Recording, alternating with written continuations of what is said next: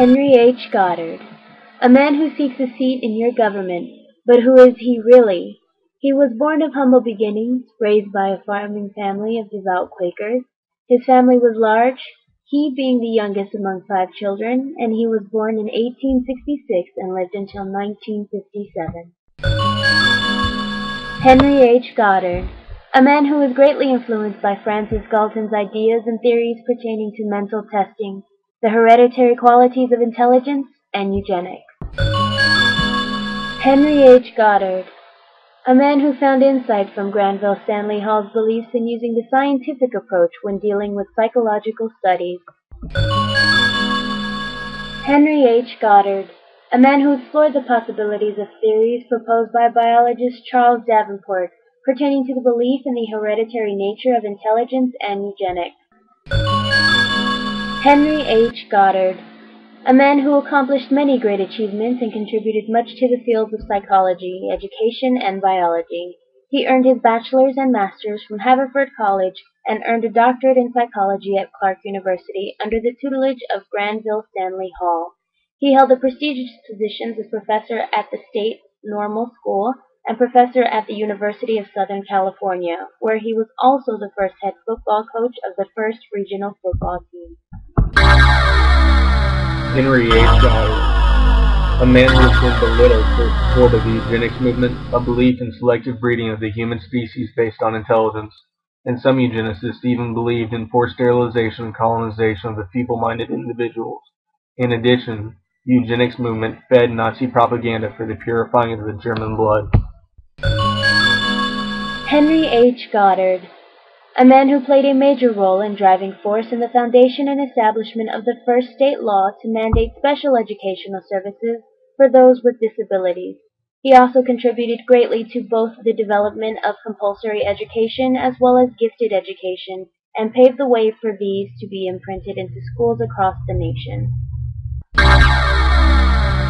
Henry H. Goddard, a man who has been criticized for the culturally biased tests used to assess immigrants at Ellis Island, which his own translator pointed out that he himself would have been unable to answer the questions when he had first arrived to the United States of America, and that it was an unfair test to individuals who were not familiar or did not have a knowledge of the English language or American culture.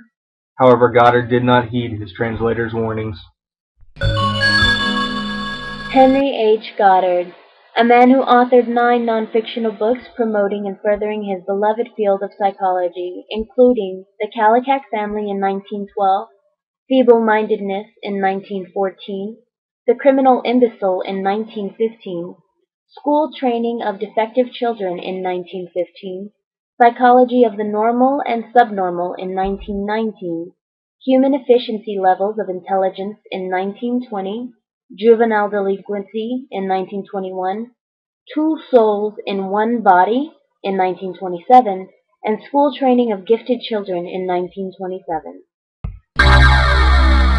Henry H. Goddard, a man who has been discredited by some and criticized by many. He has been harshly criticized for his determination based upon his research to make a conclusion at the end of his book, The Kallikak Family, of forced sterilization and segregation of the feeble-minded into isolated colonies.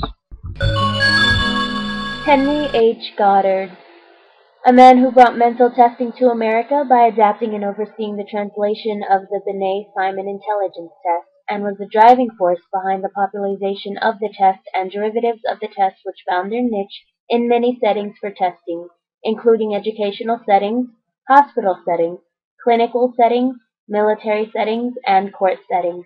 He also resided on the Distinguished Yerkes Committee, who developed the group test used by the American government to assess recruits for World War I. Henry H. Goddard, a man who has been chastised for his administration of a culturally biased test to assess the intelligence quotients of immigrants at Ellis Island, where he determined that 83% of Jews, 80% of Hungarians, 79% of Italians, and 87% of Russians were feeble-minded. These findings raise 2 potentially detrimental questions. Should groups with low intelligence quotients be allowed to vote? And should the government refuse entry for immigrants from low intelligence quotient countries?